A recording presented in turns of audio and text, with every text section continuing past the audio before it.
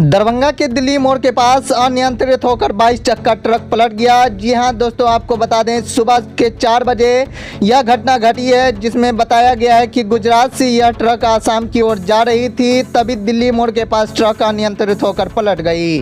वहीं आपको बता दें सुबह में कुहासा का समय रहता है, एनएच पर गाड़ियां तेज थी, जिस वजह से बताया जा रहा है कि गाड़ियां अनियंत्रित होकर पलट गई। वहीं मौके पर विश्वविद्यालय थाना क्षेत्र एएसआई सौदागर पासवान पहुंचे ताकि स्थिति को नियंत्रण में किया जा सके और कई क्षति न हो।